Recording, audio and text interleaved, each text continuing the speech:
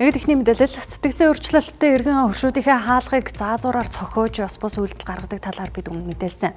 Тэгвэл Баянгол дүүргийн 19-р хорооны удирдлагууд тухайн иргэний арга иргэнтэй зөвшөөрлсөний үндсэн дээр сэтгцийн өөрчлөлттэй тус иргэнийг сэтгцийн эрүүл мэндийн үндэсний төвд хэвтүүлэн эмчилж эхэлжээ.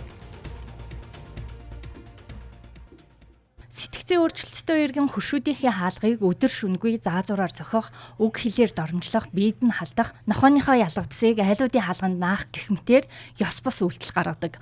Үүнээс олж иргэд гэртээ орж гарч чадахгүй байнгын нарамтад 10 жил амьдарч байгааг бид хүндсэн. Мөн оршин суугчид олон хорооны зүгээс тухайн иргэнийг сэтгцийн эрүүл мэндийн үндэсний төвд хэвтэн эмчлүүлэхийг хүсдэгч арга ирэх нь хүлээн зөвшөөрдөггүй байсан юм а. За 2026 оны 1 сарын 15-нд тухайн иргэний арга гэрээс нь хүүгэн дуудаад хамгийн том хүүгэн дуудсан гэсэн үг тийм хамгийн том хүүтэй нь бүр нэлээд сайн уулзаад зөвшөлдсөд ээж чинь нөхцөл байдал үнэхээр ийм байна тийм бас ингээд иргэдээс иймэрхүү гомдол ирээд ийн гэдэг мэдээлэл бүр нэлээд сайн ярилцаа зөвшөлдсөний үндсэн дээр манай хорооны хэсгийн байцаагч дагуулж очоод сэтгцийн эрүүл мэндийн үндэсний төвд хэвтэн эмчилүүлж байгаа.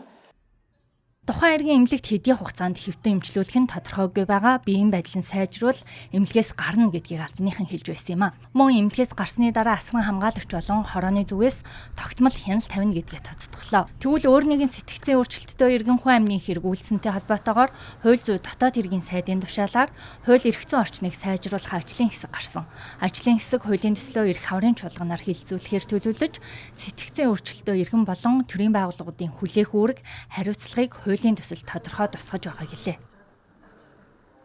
Сэтгцийн хувьд бас хэвийн бус энэ хүмүүсийн асуудлыг яах вэ гэдэг асуудал. Бид энийг бас энэ ажлын хэсгийн хүрээнд бас ярилцж байна. Үнэхээр бас энэ бол асуудал болж гараад ноцтой үр дагавар гарсны дараа биш.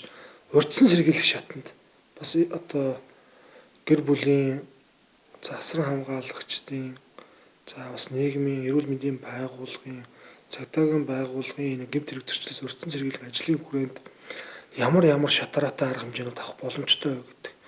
Энэ чиглэлээр бас бид ажиллаж байна.